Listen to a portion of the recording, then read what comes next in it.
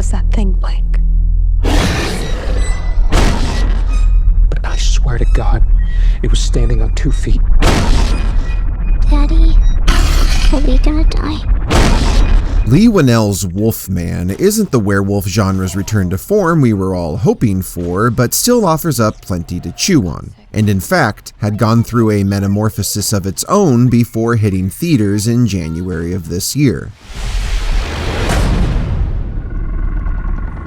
In 2014, Universal Pictures was looking to rev up their newly dubbed Dark Universe, a moniker which would have housed interconnected stories starring everyone's favorite movie monsters, a monster cinematic universe, if you will, although I understand why they didn't go with that title. All of their heaviest hitters were put into development, but the Wolfman quickly fell into movie purgatory. Of course, the studio's dream of a fanged cash cow was born and killed with the financial and critical failure of the 2017 Tom Cruise vehicle, The Mummy. But Universal was not eager to give up on their aspiration of squeezing every last drop out of some of their dustier IP, and so the studio continued to claw for ideas. But February 2020 brought a surprise hit that changed the game. I went to his house today. He's not dead. I have a pile of ashes in a box that would disagree with you. He has figured out a way to be invisible. Leigh Whannell's The Invisible Man raked in $144 million box office dollars on a modest $7 million budget, and what's more, garnered a surprising amount of acclaim from both critics and audiences. Seeing the potential in unique individual stories, Universal immediately pivoted to standalone monster tales, and naturally turned to Whannell to bring their werewolf back to life. While the director at first declined the opportunity, none other than Jason Blum himself nudged Whannell into exploring the possibility, and he and his wife and writing partner Corbett Tuck soon after began work on a treatment that stripped the werewolf mythos of its more theatrical elements, and told a painfully human story bound by a singular remote location. It was not lost on the couple that this nightmare of illness, death, and isolation was a product of the then raging COVID-19 pandemic, and certainly played into the fear and paranoias the public was grappling with. Despite taking the concept in a new direction, it still, knowingly or not, follows a path similar to the 1941 classic, both films revolving around a son returning to his estranged childhood home, and his relationship with his father also being a major theme, namely generational trauma. While Whannell had entered negotiations to write and direct, he was forced to depart the project due to scheduling conflicts, and so in 2021, The Place Beyond the Pines and Blue Valentine director Derek Cinematography was in talks to join the production. Although Dwayne "The Rock" Johnson was initially considered to star, back when the film took a more action-centric approach, Ryan Gosling eventually became attached to play the titular role, having previously pitched his own idea for the remake, which was described as being similar in tone to the 2014 thriller Nightcrawler. Gosling, of course, had starred in 2 of Cinematography's films, and so the director was a natural fit, but the tumultuous Hollywood strikes delayed development, and the production didn't get the official green light until late 2023, at which time it was announced that both Gosling and Cinematography were leaving the project due to other commitments, although Gosling maintained credit as an executive producer. And so Leigh Whannell again found himself getting a call from Universal.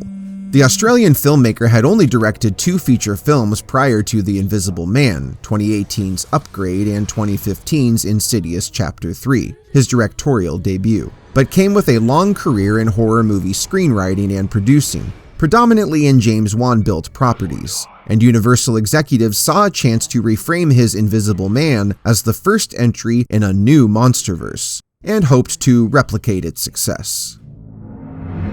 With Gosling out, his first-man co-star Christopher Abbott was Whannell's first candidate to play Blake Lovell, our primary Wolfman-to-be, and after seeing the actor on Broadway, Whannell sealed the deal. While I think Abbott's performance is perfectly fine, he plays the character as very internalized and spends most of the runtime squirming in pain. Of course, I would be amiss to not recognize his performance as his wolfier self, and Abbott no doubt shines when Blake's animalistic features begin to surface. Ozark star Julia Garner won the role of Blake's distant wife, Charlotte, marking the third time Garner and Abbott have shared screen credit. While Garner is undoubtedly a reliably strong actor, her character is woefully underwritten, and therefore no chemistry exists between our two leads, mostly because we're only ever shown one very unhappy side of their relationship, and so the characters are cold to one another from start to finish. Another consequence of underdeveloping Charlotte is that once Blake loses his humanity, we are left with a protagonist who we only feel obligated to root for, rather than legitimately cheering her on. Reportedly, Garner wanted to show Charlotte go through each stage of grief over the course of the film, but the character is simply not given enough time to breathe. Their young daughter Ginger, played by Matilda Firth, was perhaps added to inject some kind of warmth into the story, and her endearing relationship with her father takes center stage at key moments, but this too falls flat in what feels like the remnants of a more heartfelt movie. Like any horror film, the characters make questionable decisions that put them closer to danger rather than further from it. And while I'm generally more forgiving of these moments, one instance in particular had me shouting at the screen. While Sam Jaeger plays Blake's father, Grady Lovell, in his human form, actor and filmmaker Ben Prendergast takes on his werewolf shape. The addition of a second lycanthrope certainly raises the stakes and basically gives the character something to do while they await Blake's inevitable turn, resulting in a series of chases and close calls that definitely held my attention, but are in themselves well-trodden territory. Still, Prendergast's ferocious performance is a highlight of the film. Because of its relatively small budget, the film is a refreshing display of practical effects, and makeup effects artists Arjen Tuten and Pamela Goldammer were tasked with bringing a more grounded werewolf to the screen, Whannell wanting the process of turning into a wolfman to resemble real-life degenerative diseases such as ALS, and aim to supplant the typical thrill of monster movie makeup and effects with genuine repulsion and body horror, leaving Abbott and Prendergast in the makeup chair for as much as 7 hours a day. The creature's design was inspired by the pared-down makeup worn by Henry Hull in 1935's The Werewolf of London, and was revealed ahead of the film's release. Unfortunately, it was met with mixed to negative reactions from horror fans, and while I agree it doesn't exactly read werewolf at first glance, it is still a disturbing vision. Although set in Central Oregon, the film was captured entirely in New Zealand in the spring of 2024, both on location and in studio. And cinematographer Stefan Duccio, who shot both Upgrade and The Invisible Man, does a lot of heavy lifting that lends the film a beautifully creepy palette, inspired by the work of Roger Deakins in Denis Villeneuve's Prisoners and Sicario. Almost every shot is framed to maximize suspense through the use of windows, mirrors, and doorways, and takes on the philosophy that what you don't see is more frightening than what you do. Both the daytime and nighttime photography is handled beautifully, with effective uses of darkness and silhouette, not to mention the transitions from the human perspective to Blake's ethereal heightened perception, a kind of wolf vision, which was partly accomplished in camera by adjusting the set lights. Although this idea isn't new and sometimes comes off as corny, here it brings an unsettling eeriness to those sequences.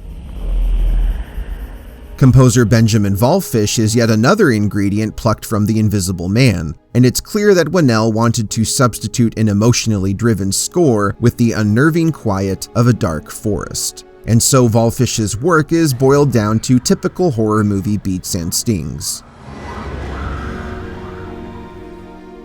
If someone were to ask me if the film was scary, I would tell them, for the most part, not really. But I do believe it is on the edge of scary, and certainly has at least one fantastic jump scare that thankfully wasn't ruined by being featured in the theatrical trailer.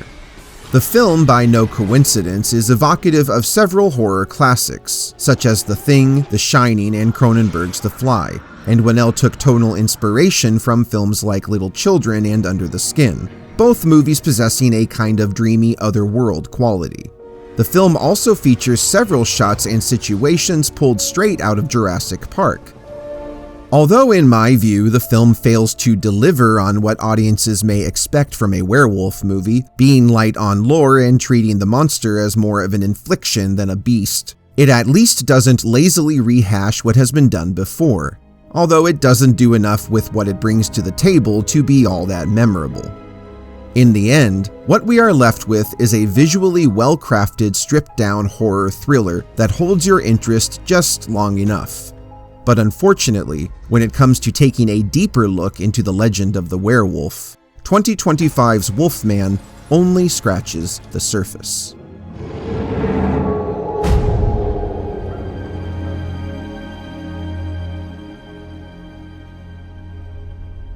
So where does Universal Pictures take their monster universe next? Should they leave it in the grave or continue to give visionary filmmakers a crack at bringing old-fashioned terror to modern audiences? And as always, everyone, thank you so much for watching. Check out my Patreon for early access, exclusive updates, and sneak peeks, and don't forget to click like below and feel free to share. And of course, if you want to see more videos just like this one, go ahead and click subscribe.